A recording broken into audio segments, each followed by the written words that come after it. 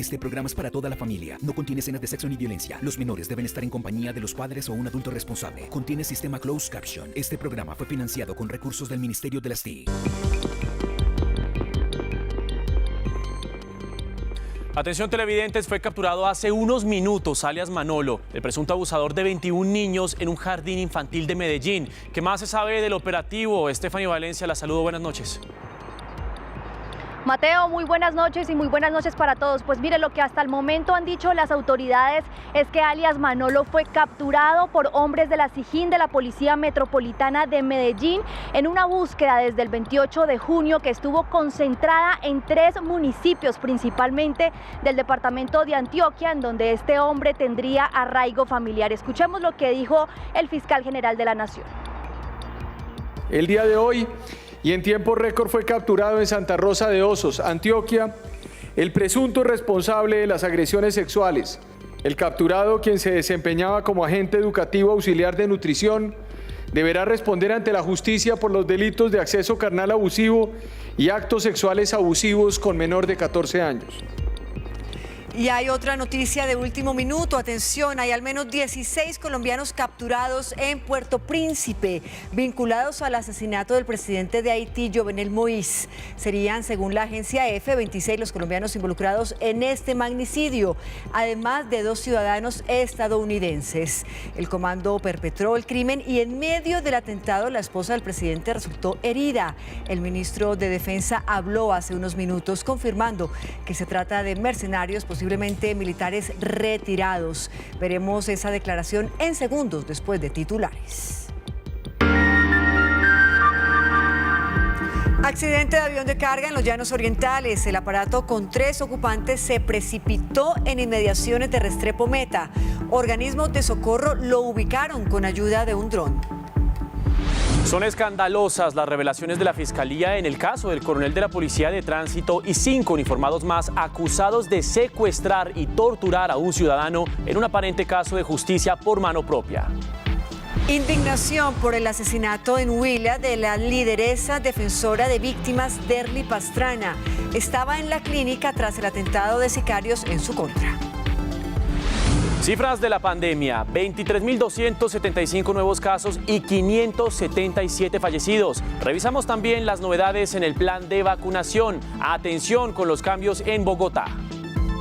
El presidente Iván Duque se refirió nuevamente al informe de la CIDH y dijo que se recibe de forma constructiva, pero con posturas diferentes por parte de su gobierno. Además, la alta consejera para los derechos humanos, Nancy Patricia Gutiérrez, le respondió a la alcaldesa Claudia López sobre esta materia. Detalles en minutos desde la Casa de Nariño.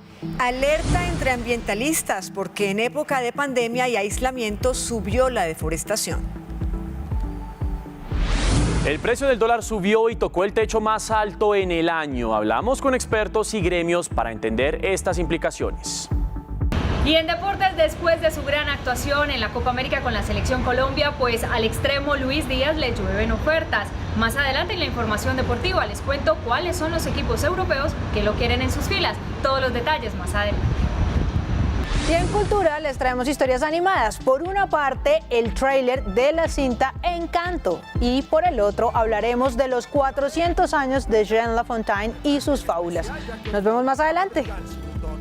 Le llamo el especial no especial, ya que...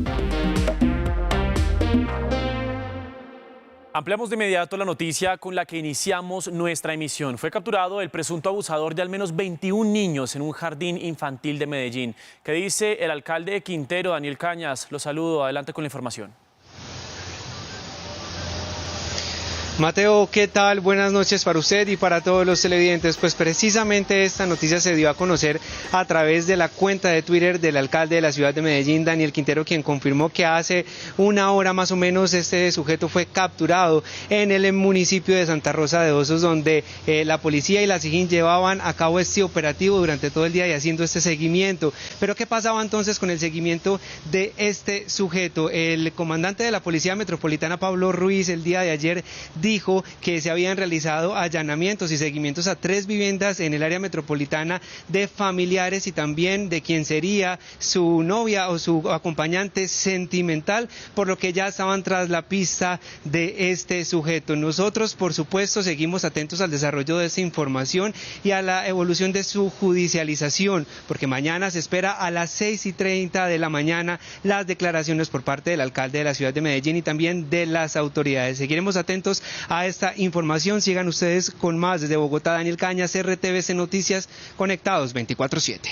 Gracias, Daniel. Y atención que el ministro de Defensa se acaba de referir a la captura de colombianos en Haití. Al parecer serían mercenarios. ¿Qué dice el funcionario Stephanie Valencia?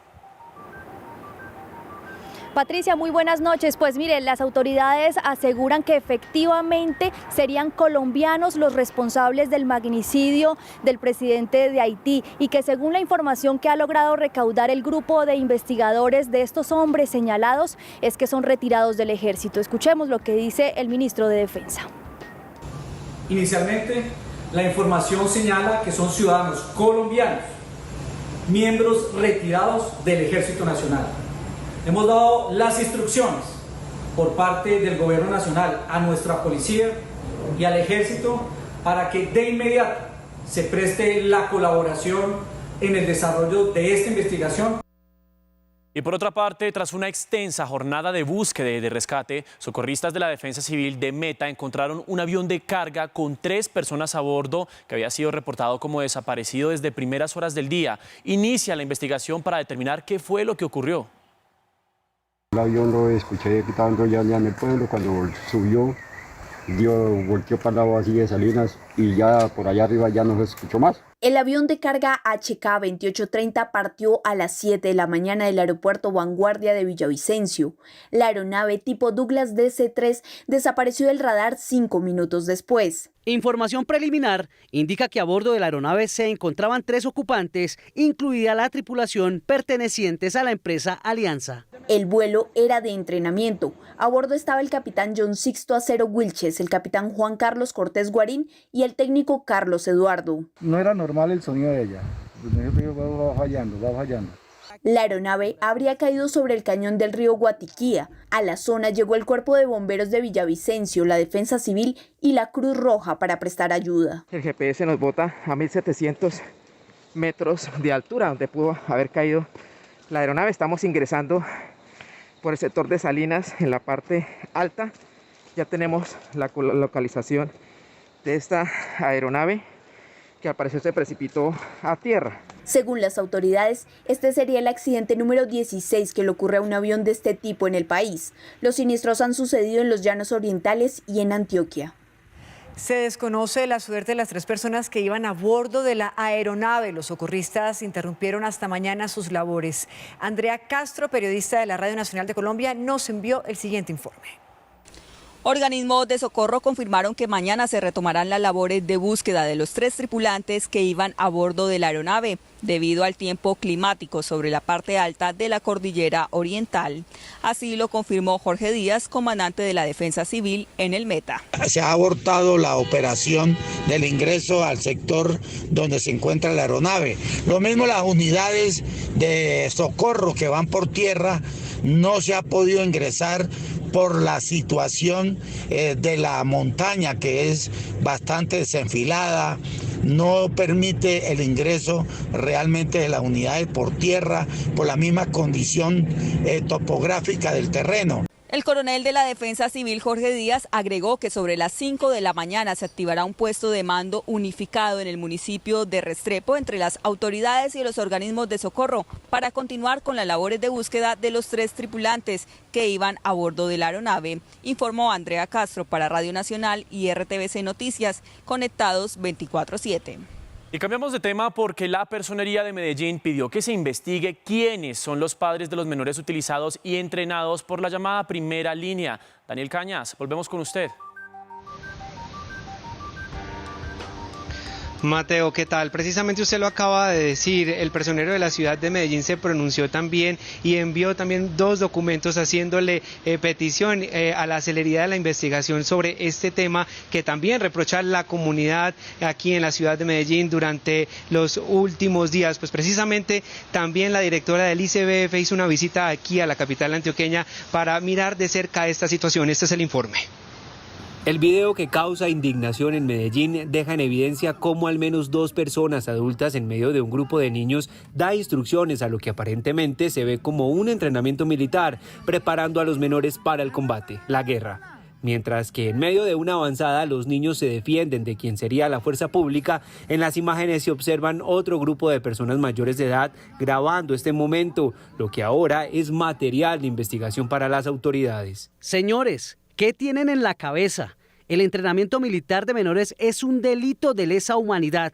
Vamos a colaborar con la Fiscalía para que se investiguen estos hechos. Desde el ICBF ya se alertó a la Fiscalía General de la Nación para que comiencen las investigaciones. Esto está tipificado en el Código Penal como uso o utilización en el marco de un conflicto, razón por la cual el Instituto Colombiano de Bienestar Familiar envió una carta a la Fiscalía para que empiece el proceso de investigación. De igual forma, desde la Personería de Medellín se envió un oficio al ICBF y a la Fiscalía donde se solicita investigar a los padres de familia de la denominada primera línea. Para que ésta realice las pesquisas, las investigaciones que sean necesarias para determinar si este hecho es reprochable de una conducta ilícita y si es así, se haga la respectiva individualización y la judicialización de las personas. El video que ha causado indignación en la comunidad ya se encuentra a disposición de las autoridades competentes para establecer si hubo o no violación de los derechos humanos con este grupo de menores, según lo establecido por la Constitución.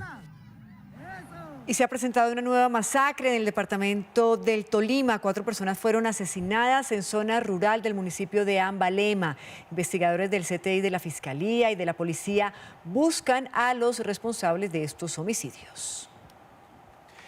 Y seguimos con información judicial porque son escandalosos los detalles revelados por la Fiscalía en el caso de los 5 policías, entre ellos un coronel, acusados de tortura y de secuestro. Vean ustedes. La Fiscalía relató el drama que, según los investigadores, vivió un ciudadano que denuncia haber sido secuestrado y torturado por el jefe de la Policía Judicial, de la Dirección de Tránsito, el coronel Gavino Humberto Gamboa y 5 suboficiales más. Según se dijo en la audiencia, se trató de una retaliación tras un supuesto hurto a la vivienda del oficial. Al parecer, los uniformados llegaron a la finca de quien hoy es la víctima del caso a pedirle cuentas por el supuesto robo. El señor Gavino Humberto Gamboa Correa le dijo, ¿se acuerda de mí? Y que él le contestó, sí señor. Y Gavino Humberto empezó a pegarle y a decirle que se había metido con lo más sagrado de él.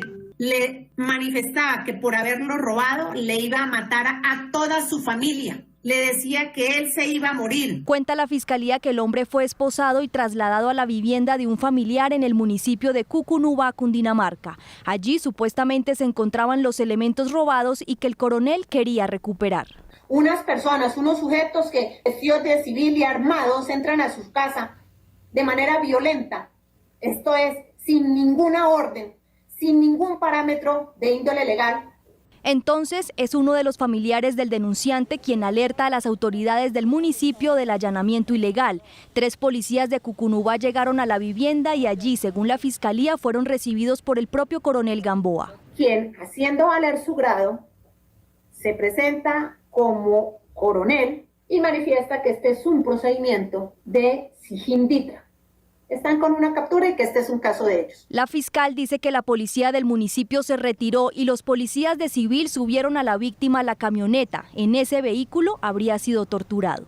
Ante todas estas situaciones que ya por espacio de 4 horas venía viviendo Edwin Alfonso y que cada vez se tornaban más peligrosas para su vida, una machete en el cuello, golpes en su cara, amenazas verbales, logra abrir la puerta y, encontrándose el vehículo en movimiento, este se lanza. La Fiscalía señaló que a la fecha no hay ninguna denuncia por hurto por parte de los uniformados de tránsito.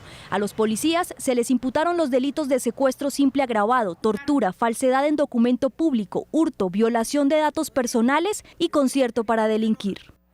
La Defensoría del Pueblo pidió explicaciones en el caso de un menor de edad muerto durante un operativo militar contra un campamento de las disidencias de las FARC.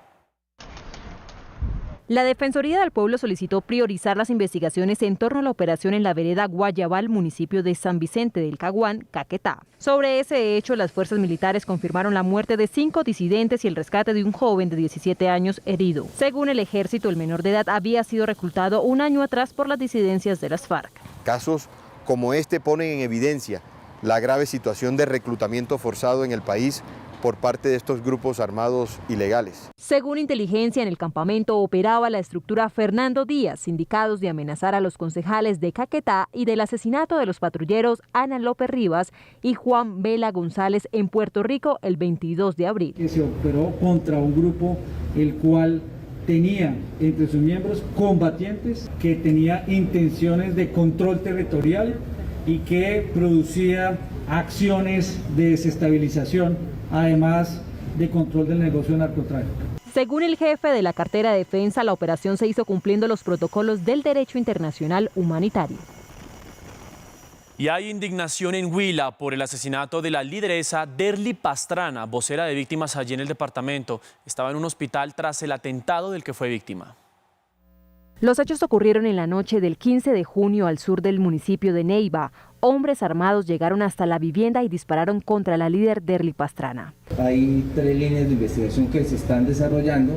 En este proceso va avanzando el proceso de judicialización en ese sentido, señor ministro. Hay un trabajo continuado en compañía también con la Fiscalía General de la Nación para ubicar los responsables de estos hechos. Derly Pastrana tenía 45 años y había llegado al departamento luego de ser víctima del desplazamiento forzado en Caquetá, y 3 años atrás su hijo había sido asesinado. A través de un comunicado, la JEP rechazó este hecho. Pastrana Yara era la presidenta de la Mesa Departamental de Víctimas en Huila y era una interviniente especial ante la JEP en el caso de reclutamiento y utilización de niños y niñas en el conflicto armado. E igualmente la JEP manifestó su preocupación frente a la muerte de Derly Pastrana y el aumento de ataques contra líderes sociales y de víctimas del conflicto armado. Revisamos a esta hora las cifras de COVID-19 en el país. Se reportan 23.275 casos nuevos, 577 personas fallecieron y el total de casos activos es de 154.268. Centros asistenciales de Bogotá idearon una estrategia para acercar a familias y pacientes. Debe continuar muy fuerte, mami, y confiando en nuestro Señor. Él es David Moreno y esta es la segunda vez que se comunica por videollamada con su madre, Ana Clemencia, quien lucha contra COVID conectada a una cánula de alto flujo que no le permite hablar. Le da fuerza de voluntad al paciente, hace que nosotros como familiares estemos más tranquilos de ver en qué estado se encuentra. Te amo, mamá. Fuerza. Fuerza. Para quienes hacen posible muchas veces ese último encuentro a través de la pantalla, no es tarea fácil. Es algo que nos afecta muchísimo emocionalmente ver cada caso, cada historia, cada situación de cada familia. Muy difícil, obviamente, pero pues tenemos que asumirlo porque somos ese puente, ese contacto, ese mínimo contacto que pueden tener muchas veces por última vez. Te digo que esta mañana me dijeron que está estable. David no quiere que la videollamada con su mamá termine y solo guarda la esperanza de poder tenerla de regreso a casa lo más pronto posible. Chao, mamá hermosa. Dios me la guarde. Historias detrás de la pandemia. Veamos ahora cifras de vacunas, porque el día de ayer, según el último reporte del Ministerio de Salud, se presentó récord en dosis suministradas en un solo día, con 438.438 dosis.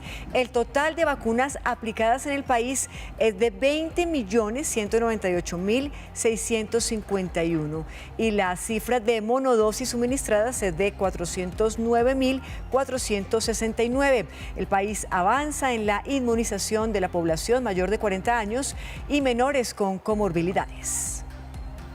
El INVIMA otorgó autorización de vacuna de Pfizer contra el COVID-19 para aplicarse en mujeres embarazadas y en etapa de lactancia.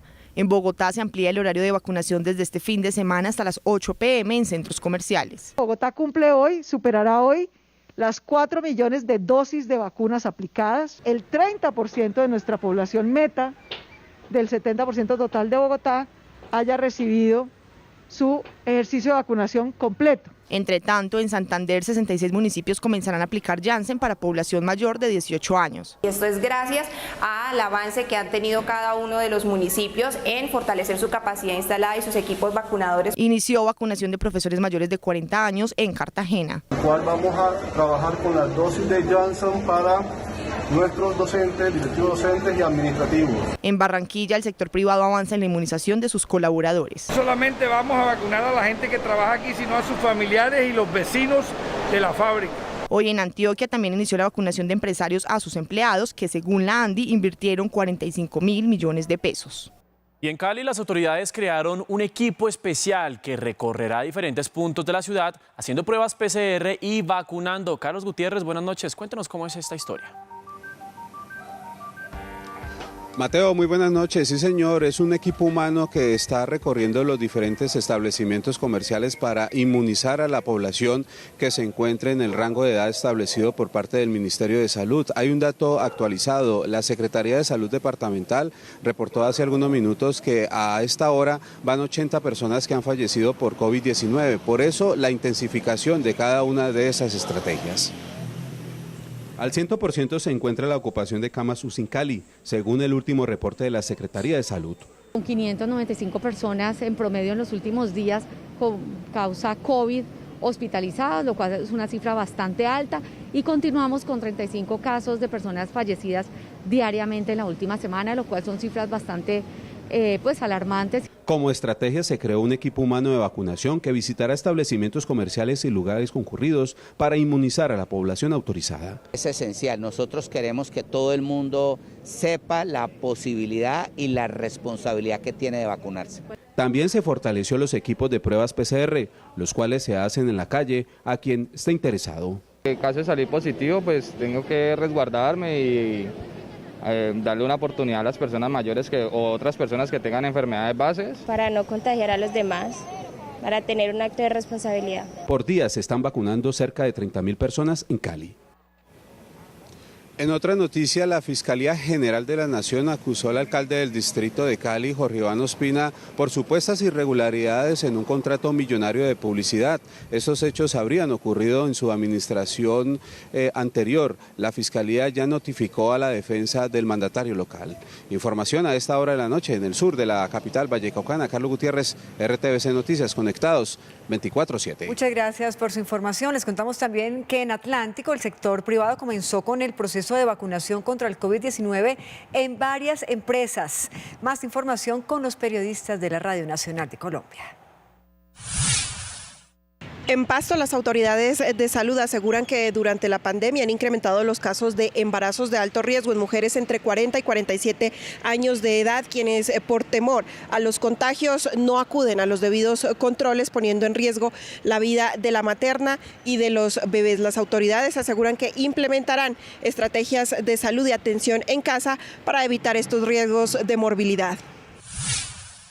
La Secretaría de Salud del Tolima habilitó el plan de contingencia para evitar la escasez de oxígeno medicinal, esto debido al aumento de contagios por COVID-19. El plan de contingencia consiste en que la red hospitalaria pública y privada de la región suministrará el elemento químico al centro asistencial que lo requiera con urgencia. Es de resaltar que clínicas privadas de Ibagué ya donaron oxígeno al Hospital Federico Lleras Acosta, centro asistencial donde hay más pacientes que permanecen en las unidades de cuidados intensivos.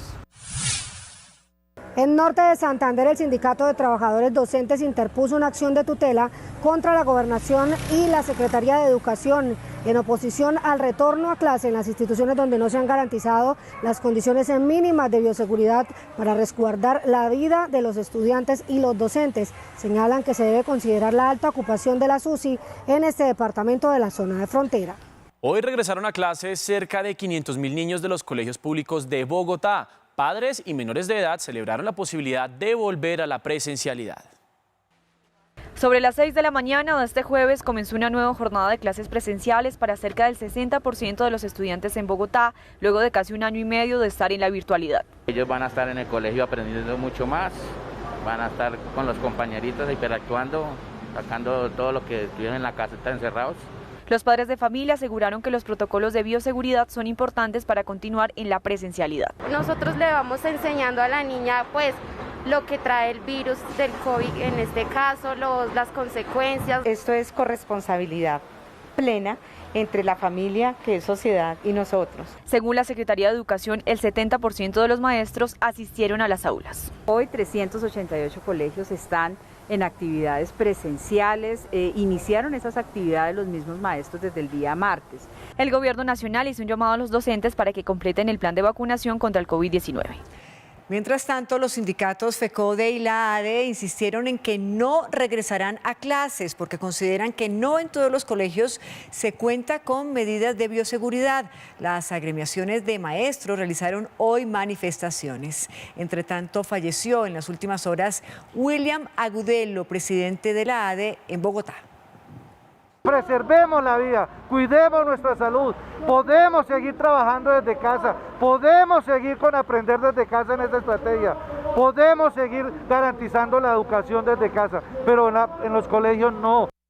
Y la Defensoría del Pueblo aseguró que impedir que los niños, niñas y adolescentes retornen a sus actividades escolares de manera presencial es una violación a su derecho a la educación. Además, la entidad reiteró que la crisis social y sanitaria a causa de la pandemia ha impactado de manera negativa a los niños, niñas y adolescentes y por eso pide el retorno seguro a clases.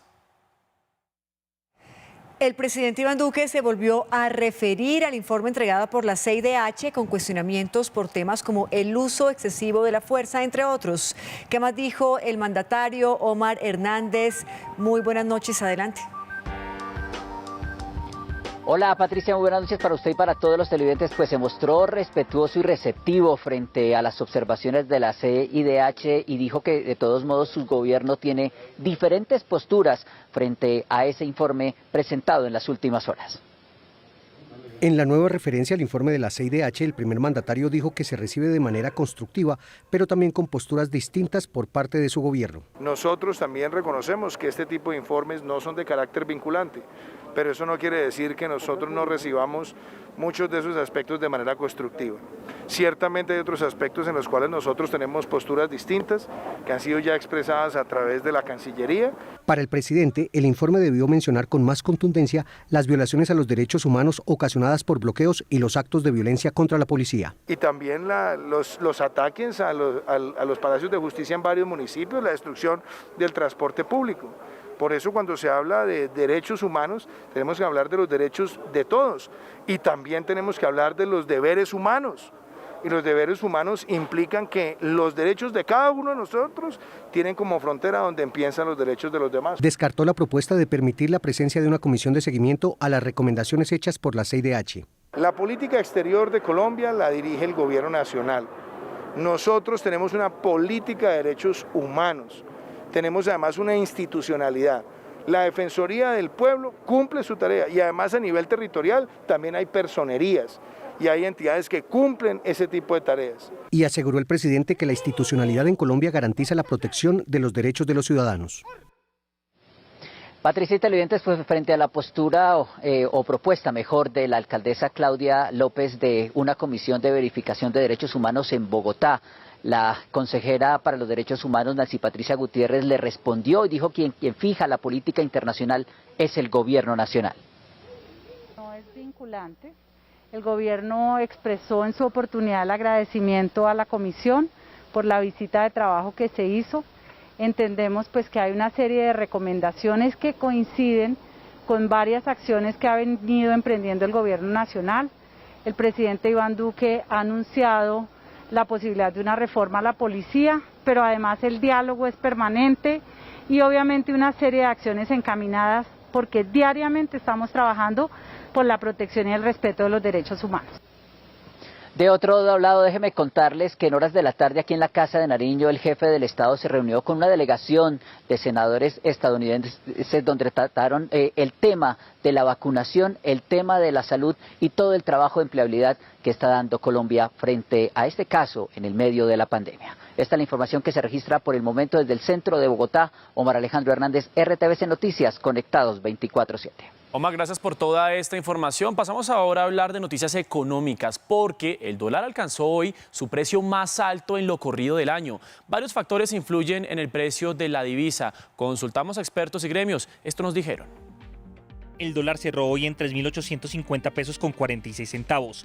Es una barrera que no superaba desde octubre del año pasado. La primera, las dudas sobre la FED. La segunda, toda la incertidumbre que hay con los integrantes de la OPEP, donde algunos parecen no estar de acuerdo con los límites de producción. Y la tercera, la incertidumbre política en Colombia. El precio de la divisa podría presionar la inflación, según los exportadores. Porque el que vende productos al exterior ahora va a recibir mucho más peso. Ese es un impacto positivo que tiene el dólar alto, pero también hay sectores que se perjudican, los importadores. Comprar un producto afuera ahora es mucho más costoso e igualmente las personas que están endeudadas en moneda extranjera, en dólares. Por su parte, los distribuidores de combustibles creen que las arcas del gobierno se verían beneficiadas gracias a este y otros factores como el precio del petróleo. Y basado en los 3 meses anteriores, pudiera sobrepasar en los 4 billones de ingresos adicionales. Son distintas y de todo tipo las consecuencias del precio del dólar. Veremos si el techo de este año se detiene ahí o continúa al alza.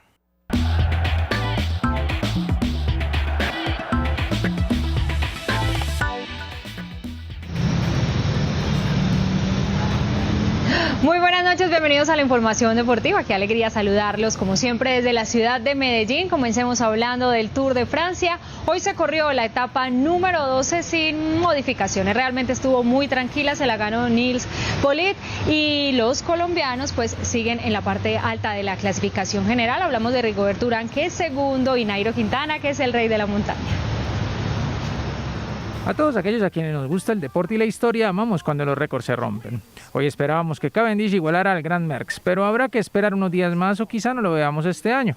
La carretera pone a cada uno en su sitio. Una etapa donde el viento fue gran protagonista y los pedalistas se ubicaron muy bien para evitar problemas. Pero cuando se dio la oportunidad, Alaphilippe y otros dos, entre los que estaban Sergio Henao, Erviti, Sweeney y Politt, movieron la carrera, pero solamente quedaron 3. Buscando la etapa al final. Y a falta de 14 kilómetros, Politt atacó y se llevó con todo a Erviti, y el alemán de 27 años se fue y amplió la ventaja a 30 segundos de sus perseguidores. Con esa diferencia se quedó con la etapa en Nîmes, su primera victoria en el Tour. La general no sufrió modificaciones entre los primeros 4. El líder sigue siendo Pogačar y Rigo se mantiene segundo a 5:18. Sí, vamos bien, ahí vamos de momento segundo, queda mucha etapa y vamos a seguir camellándola. La diferencia entre el tercero, Vingegaard, y el cuarto, Carapaz, es de solo 1 segundo y los colombianos quedaron así. Chávez Casilla 14, Henao ascendió 5 puestos hasta la 17, Higuita cayó 4 hasta el 26. Nairo sigue líder de la montaña, pero perdió 4 puestos en la general y López perdió 1 lugar y está en el puesto 41 a 1 hora, 11 minutos del líder. Y los Juegos Olímpicos de Tokio 2020 comienzan este próximo 23 de julio, pero desafortunadamente no van a contar con público, pues todo esto debido a una alerta sanitaria que hoy pues se presentó en Japón. De esta manera entonces va a ser bastante diferente la celebración de estas justas olímpicas para este año. La medida se da por el aumento de casos en el país. Decidimos declarar el estado de emergencia en Tokio y lo extendimos hasta Okinawa, desde el lunes 12 de julio hasta el 22 de agosto. La variante Delta llegó a la sede de los Olímpicos y no hubo más nada que hacer. Los Juegos de Tokio habrían sido un chance de tener estadios llenos de espectadores y de sentir el verdadero poder de los deportes. Lo siento mucho por los poseedores de boletos y los residentes locales que esperaban con ansias los Juegos. Las sedes Fukushima, Miyagi y Shizuoka sí aceptarán espectadores, pero de manera limitada. Colombia tiene hasta hoy 70 atletas clasificados a las justas deportivas.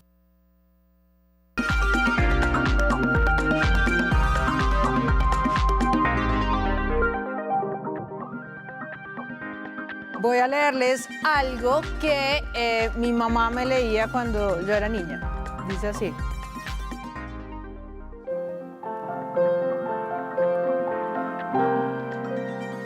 Todo el el verano cantó la cigarra pobre artista y estaba muy desprovista cuando el invierno llegó. Sin la más leve porción de mosca ni de lombriz, a llamar fue la infeliz de la hormiga a la mansión. Ruego a usted, dijo la hormiga, me preste un poco de grano hasta que llegue el verano, cara vecina y amiga. Antes de agosto, sin duda, pagaré a fe de animal, réditos y capital.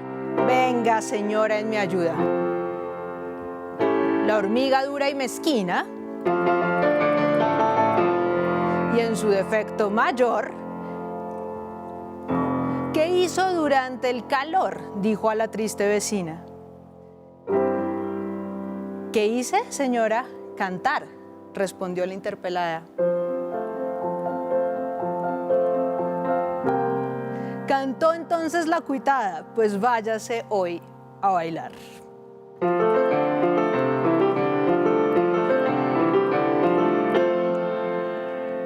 Moraleja, según esto, trabajen con disciplina porque hay que pensar en el futuro. Moraleja, según mi mamá, hay que pagar pensión porque la vejez es dura. Y moraleja, según yo, las hormigas son egoístas y tratan mal a los artistas. Esta fábula se llama La cigarra y la hormiga y fue escrita por Jean de La Fontaine, que hoy estaría cumpliendo 400 años.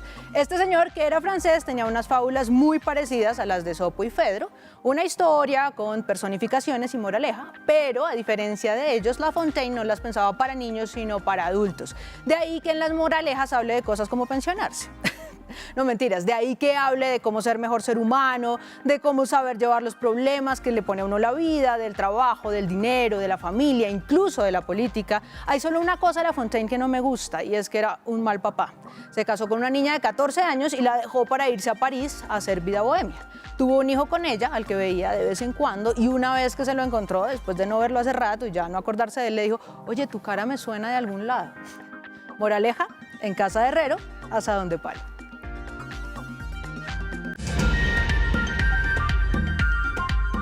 Continuamos con más información aquí en RTVC Noticias. Alerta ambiental. En Colombia, más de 12.000 hectáreas de bosques naturales fueron deforestados en el último año. La principal causa, el acaparamiento de tierras, según las autoridades. El Ministerio de Ambiente y el IDEAN reportaron que en el primer año de la pandemia el país tuvo un aumento del 8% en deforestación. El informe que presentan cada año muestra que la cifra pasó de 159.000 hectáreas en 2019 a 171.000 para el año 2020.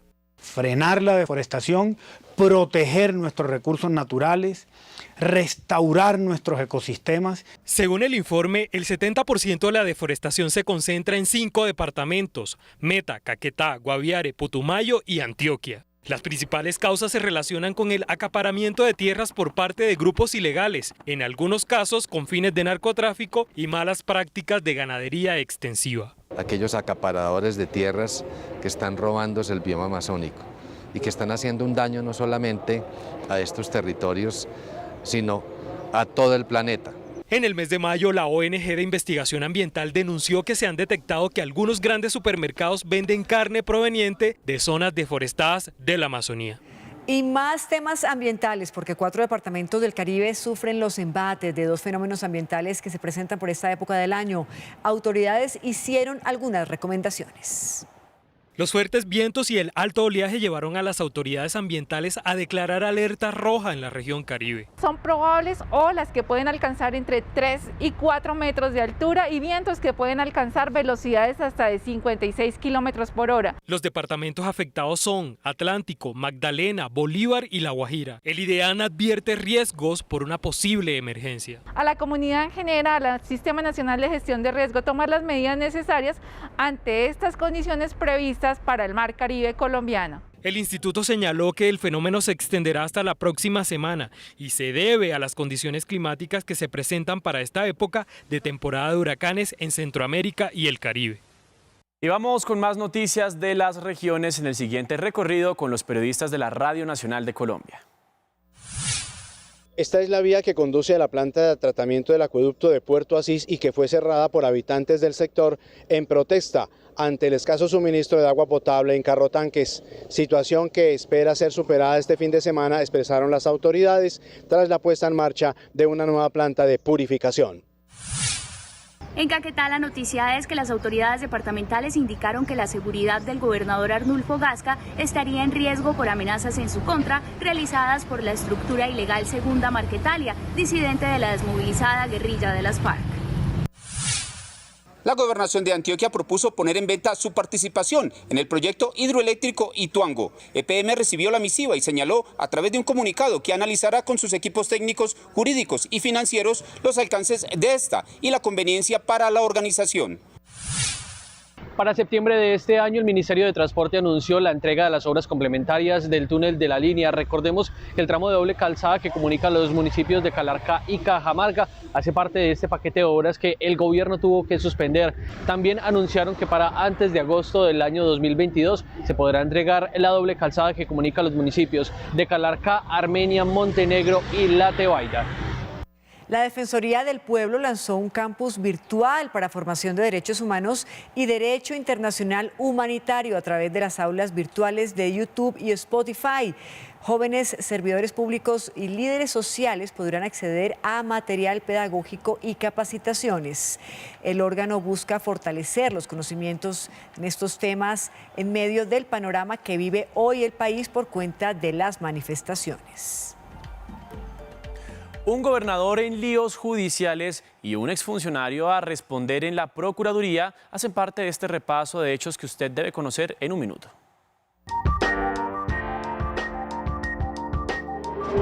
La Fiscalía le imputó cargos al gobernador de Cesar, Luis Alberto Monsalvo, por presunta corrupción en el plan de alimentación escolar. Según el ente investigador, hay irregularidades en uno de los contratos del PAE por más de 17.000 millones de pesos. La Procuraduría General formuló pliego de cargos en contra de Luis Fernando Andrade, exdirector de la Agencia Nacional de Infraestructura, ANI, por posibles irregularidades relacionadas con las adiciones hechas a los contratos de los proyectos viales Ruta del Sol 2 y 3. La Asociación de Bares Asobares entregó cifras de la reactivación. El gremio dice que ya se cumplió la apertura controlada y vigilada de 816 establecimientos. El excomisionado de paz Miguel Ceballos inscribió el comité promotor Tu Movimiento, nombre con el que busca recolectar las firmas para su candidatura a la presidencia de la República. La lista al Senado la encabeza el gerente gremial Juan Santiago Vélez Hernández. Vamos ahora con información de servicio porque la Alcaldía Mayor de Bogotá y el Ministerio de Trabajo lanzó un programa para empleo joven con apoyos a las empresas que buscan generar nuevos puestos. El plan propone subsidiar hasta el 80% del salario de los jóvenes. El beneficio es para las empresas que les vinculen con un contrato laboral. Por empresa que contrate por lo menos un año a un joven hombre o mujer en nuestra ciudad. El distrito entregará un apoyo a la nómina por los 3 primeros meses del contrato laboral con un término de un año, equivalente al 55% de los costos laborales de la contratación de cada nuevo joven. Lo primero que van a hacer, invitamos a todas las empresas de Bogotá que se inscriban en bogotatrabaja.gov.co, nos digan cuántos empleos van a generar en su empresa para personas entre los 18 y los 28 años. El gobierno nacional girará el 25% restante para cubrir el pago de las prestaciones sociales de los nuevos jóvenes empleados. Tenemos que garantizar los recursos, los tenemos garantizados de parte nuestra. Hemos asignado 50.000 subsidios para Bogotá. La estrategia busca disminuir los altos niveles de desempleo que ha dejado la pandemia entre los jóvenes en la ciudad que se encuentran en el rango de edad de los 18 a los 28 años. Ustedes recuerden que nos ven en Colombia y también en el resto del mundo, no solo por Señal Colombia, sino también por nuestra señal de streaming en rtbcnoticias.com. Y nos estamos leyendo constantemente e interactuando en las redes sociales con el numeral Me Conecto con RTBC. Sigan participando en Twitter, Instagram y en Facebook. Nos encuentran como @RTBCNoticias. Vamos a una pausa, pero ya regresamos. Y al volver, oportunidades. Hay 10 cupos para emprendedores en cursos de áreas digitales.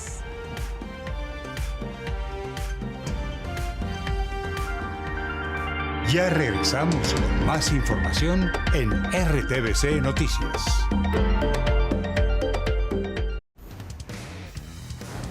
A través del talento de nuestros artistas es posible salvar el mundo una y otra vez.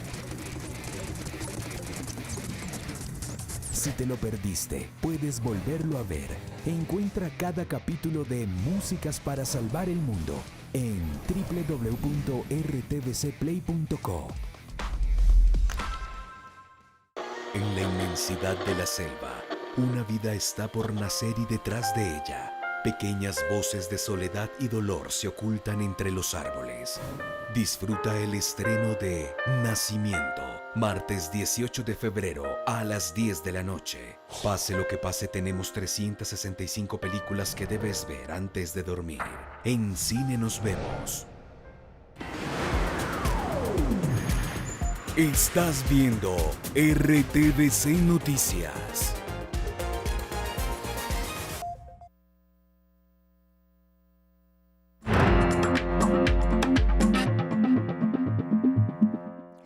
Lo informamos desde el inicio de la emisión. Hay al menos 16 colombianos capturados en Puerto Príncipe, vinculados al asesinato del presidente de Haití, Jovenel Moïse. Serían en total, según la agencia EFE, 26 los colombianos involucrados en este magnicidio, además de 2 ciudadanos estadounidenses. El ministro de Defensa colombiano confirmó que se trata de mercenarios militares retirados. El asesinato del presidente de Haití se suma a una serie de calamidades. Es el país más pobre de América y tiene una historia trágica plagada de violencia, convulsión política y tragedias causadas por desastres naturales. El asesinato del presidente Jovenel Moïse, que tenía apenas 53 años y le faltaban solo 6 meses para terminar su periodo presidencial, puso nuevamente en el foco del mundo a Haití. Haití es un país emblemático, ¿no? Que hace historia permanentemente. Como lo dice el embajador de Haití en Colombia, Jean-Marie Exil, la nación caribeña siempre ha dado de qué hablar, la mayoría de las veces lamentablemente no por cosas positivas. Haití fue la primera colonia de Latinoamérica y el Caribe en independizarse en 1804 y desde entonces ha sufrido el acoso extranjero. Adicionalmente, los gobiernos, algunos de ellos dictaduras de larga data, nunca ayudaron a estabilizar al país. Golpes de Estado y magnicidios como el del presidente Moïse han ido de la mano con un gran halo de corrupción. Unas fuerzas que tienen intereses oscuras que no quieren que el país salga adelante, ¿no? Y muchas veces ellos mismos son víctimas de lo que está pasando. A pesar de la intervención de las Naciones Unidas con distintas misiones de paz, cuyas tropas por desgracia generaron un brote de cólera que terminó por causar la muerte de unas 10.000 personas, la situación política continuó siendo extremadamente volátil y la pobreza generalizada. En sí el problema es la nación, es la élite económica, política, que no pone, digamos, sobre la mesa el interés de la colectividad para crear lo que es la columna vertebral de una nación, tener cambio drástica y obtener un país totalmente diferente. A esta inestabilidad política, económica y social se sumaron los diferentes desastres naturales que han golpeado al país caribeño en los últimos años, como el devastador terremoto de 2010 que dejó a su paso 300.000 muertos y 1,5 millones de habitantes afectados, así como el huracán Matthew en 2016 que dejó a varios sin techo y damnificados. Ahora el país se encuentra en estado de sitio tras el asesinato del presidente Moïse y a falta de 7 meses para que suba al poder un nuevo mandatario, la incertidumbre se ha apoderado una vez más de la nación más pobre de América Latina y el Caribe. Hoy se cumplieron 2 semanas del derrumbe del edificio de 12 pisos en Surfside, Florida, al norte de Miami. Ya sin esperanzas de hallar sobrevivientes, comenzó la nueva fase de recuperación de cuerpos o restos humanos, así como de artículos personales de las víctimas. Hasta hoy se han confirmado 64 personas muertas, 40 de los cuales ya fueron identificados, mientras que 76 personas siguen desaparecidas. Y vean estas imágenes que llegan de Dinamarca. Se trata del castillo de arena más alto del mundo, con 21,16 metros de altura y 4.680 toneladas de peso. Su creador, el neerlandés Wilfred Stiger, estuvo asistido por 30 de los mejores escultores de arena a nivel mundial.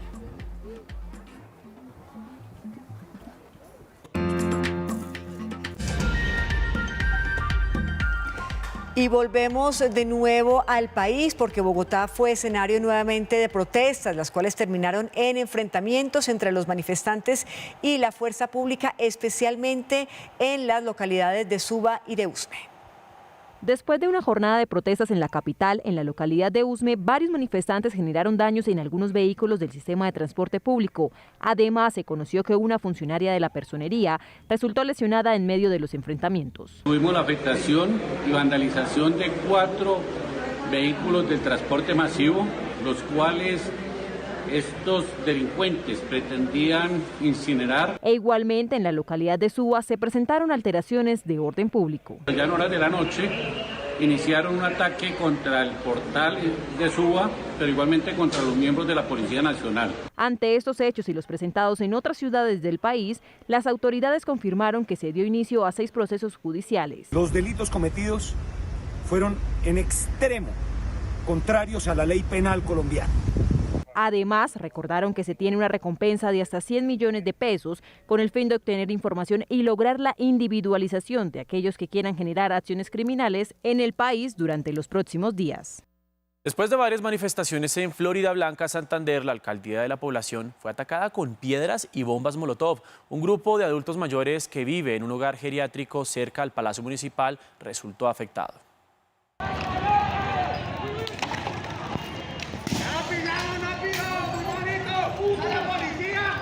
Los hechos sucedieron al finalizar una movilización que recorrió las principales vías de Florida Blanca.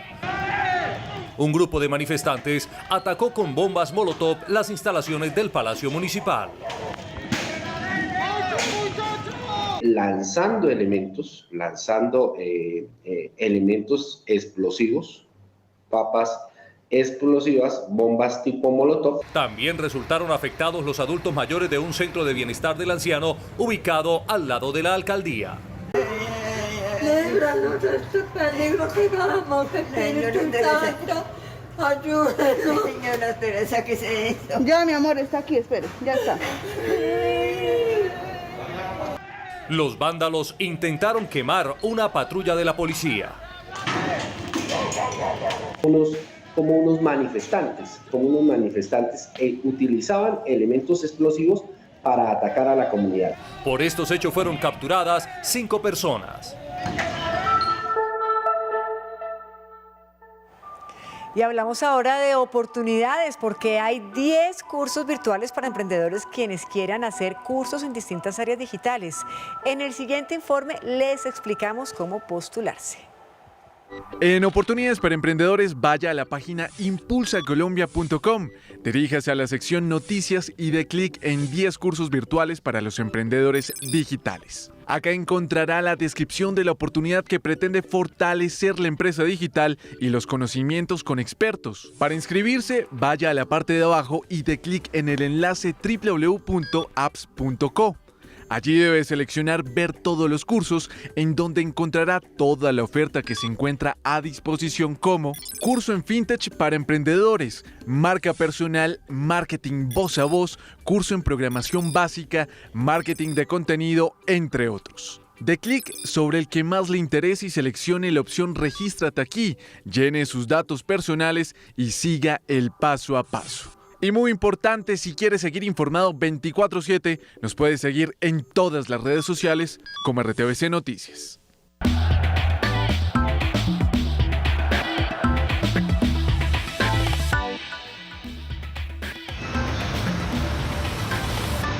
Y volvemos con más información deportiva porque después de esa gran actuación en la Copa América, el extremo de la Selección Colombia, Luis Díaz, tiene varias ofertas, o al menos se habla de que varios equipos europeos estarían interesados en el servicio del jugador de La Guajira. Escuchen ustedes, de la Premier League puede estar interesado el Tottenham, también la Roma y el Inter de Milán. Son esos clubes que pretenden hacerse a los servicios del jugador colombiano. En caso de iniciar gestiones directamente con el club, Porto de Portugal, dueño de sus derechos deportivos y equipo con el que tiene contrato hasta el 2024, tendrían que desembolsar la cifra de 80 millones de euros según se estableció en su cláusula de rescisión. Díaz, de 24 años, anotó 2 goles o ha anotado 2 goles en esta Copa América y golazos contra Argentina y Brasil, y por supuesto ha sido figura con la Selección Colombia.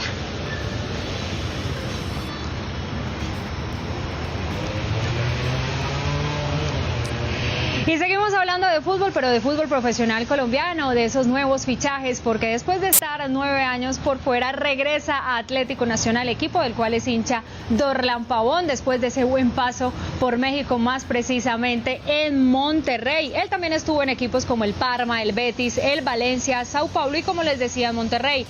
El volante antioqueño se declaró feliz de volver al club del cual es hincha, subrayando el esfuerzo que hizo el club para repatriarlo y el suyo rebajándose considerablemente su salario.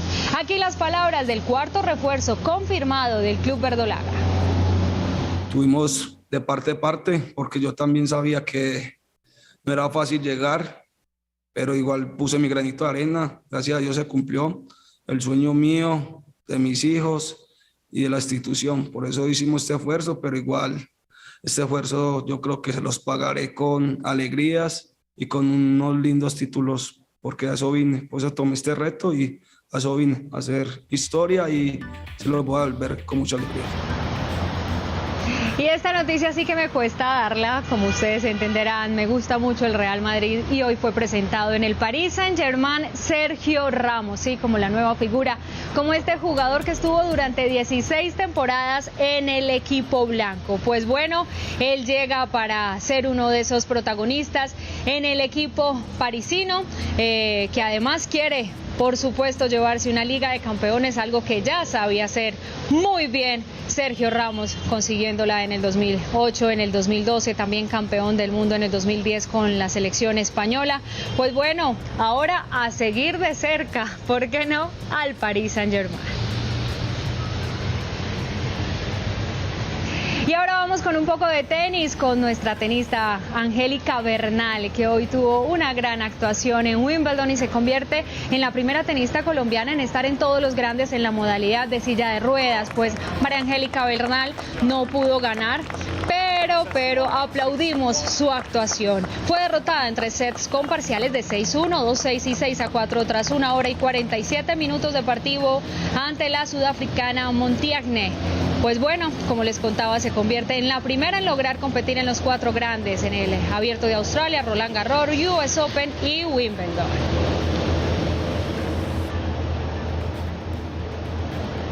Y ahora vamos con esta imagen bochornosa y con esto me despido de la información deportiva. Todo esto también pasó en el deporte blanco, en el tenis. Esto no suele pasar, pero además también se castiga de una forma bastante vehemente. Mira lo que pasó con el argentino Olivo. Sí, señores, Renzo Olivo en el circuito Challenger. Perdió su partido contra el kazajo Skatov y de la rabia por no poder ganar envió un pelotazo a la tribuna con tan mala suerte que la bola impactó una ventana aledaña al campo y los vidrios rotos cayeron atrás del juez de silla.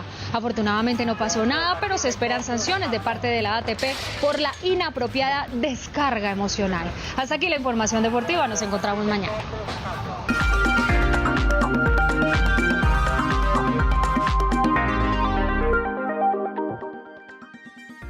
A mí la verdad me hubiera gustado nacer en 1969, primero porque ya me habrían vacunado y segundo porque me habría tocado toda esa generación que luchó por la libertad de identidad, por la libertad sexual, por el rock, y además habría podido estar en Woodstock, en el primer Woodstock, que fue ese festival de música tan impresionante que revolucionó la contracultura y que bueno, en una de sus próximas versiones, de sus siguientes versiones, tuvo una serie de actos violentos que no lo dejaron pues muy bien visto. De eso hay un documental buenísimo que está por estrenarse en las plataformas digitales de HBO.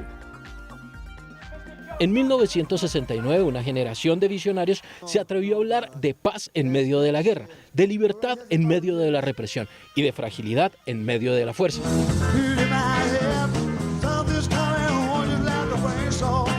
Entre el 15 y el 18 de agosto, 500.000 personas se encontraron y unieron sus voces para corear las canciones de 32 artistas en el histórico festival de Woodstock. Paz y música fue su lema en ese entonces.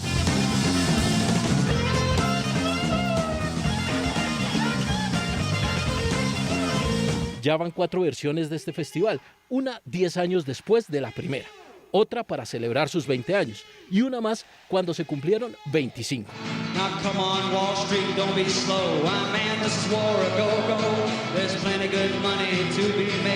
En 1999, del 23 al 25 de julio se realizó la cuarta edición para conmemorar 30 años de Woodstock. Los planes eran apoteósicos, conciertos, bandas y miles de personas. Pero el calor se hizo insoportable. Los asistentes perdieron la calma y el caos silenció la música. Robos, vandalismos, abusos sexuales y 90 personas muertas. No hubo paz y música, solo tragedia. Estos hechos quedaron registrados en el documental Woodstock 99, Paz, Amor y Furia, dirigido por Garrett Pierce y que podrá verse en HBO a partir del 23 de julio. ¿Y se acuerdan de la película de Disney que estaban grabando en Colombia? Pues bueno, hoy conocimos el titular. Con eso nos despedimos y ahí les dejo. Mirabel Madrigal es una joven de 15 años que aún no encuentra un lugar en su familia. Todos los integrantes tienen poderes mágicos, menos ella. ¿No tienes un don? Gracias. Esta es la historia de la próxima película animada de Walt Disney, de la cual tuvimos noticias hace 6 meses, cuando en un primer adelanto escuchamos la voz de Juan Carlos Coronel interpretando el porro Colombia, Tierra Querida, compuesto por Lucho Bermúdez. La música acompañaba paisajes colombianos en las primeras imágenes de esta cinta. En un nuevo adelanto de 1 minuto con 43 segundos que publicó Disney, vemos a los Madrigal en una casa mágica, escondida en algún lugar de las montañas colombianas que se conoce como Encanto. Parte del elenco en esta película, como es fácil suponer, está conformado por actores nacionales. Entre ellos están María Cecilia Botero, Angie Cepeda, Carolina Gaitán y Mauro Castillo. Tal vez tu don es vivir en negación. Y estoy muy contento por ser uno de los protagonistas de la película animada Encanto de Disney. Tiene música de Lin-Manuel Miranda, está inspirada en Colombia y bueno, es un honor estar ahí en la versión en inglés además, que es pues la que sale para todo el mundo.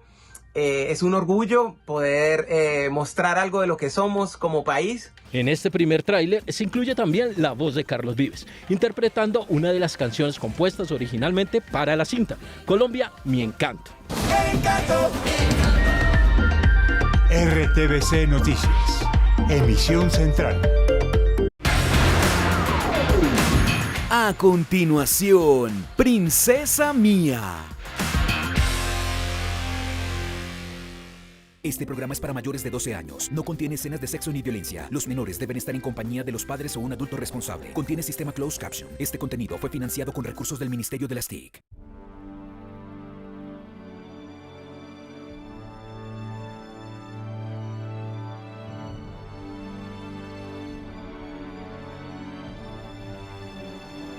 Princesa Mía.